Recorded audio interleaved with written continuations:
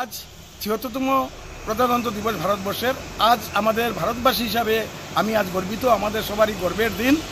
আজ আপনারা জানেন ১৯৫০ ইংরাজিতে আমরা সংবিধান গ্রহণ করি, আর ওই দিন থেকে আমরা ২৬ জানুয়ারি পালন করে আসছি।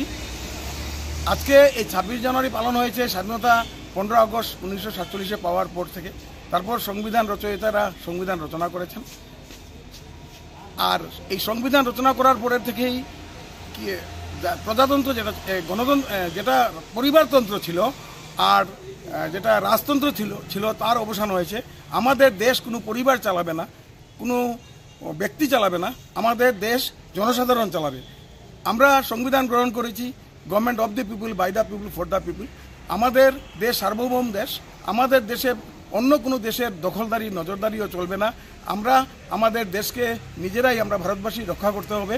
আর আমাদের ভারতবাসী, আমি আনন্দিত আজ আমাদের ভারতবর্ষ সামরিক ক্ষেত্রে ৪ নম্বরে গেছে, অর্থনৈতিক দিকে আন্তর্জাতিক পর্যায়ে ৫ নম্বর।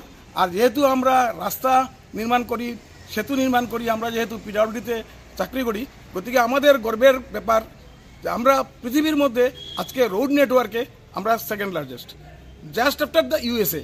ইভেন আমরা চায়নাকেও ক্রস করেছি। গতিকে আমি আশা করব আগামী দিনে আমরা সবাই যদি এক হয়ে কাজ করতে পারি, আমাদের দেশ আরও এগিয়ে যাবে। আর হয়তো খুব দিন দূরে নেই, ভারত আবার জগৎসভায় শ্রেষ্ঠ আসন লবে। ধন্যবাদ। আমি প্রজাতন্ত্র দিবসে শিলচর, উদারবন, বরাকবাসী সবাইকে আমার আন্তরিক শুভেচ্ছা ও ধন্যবাদ জানাই।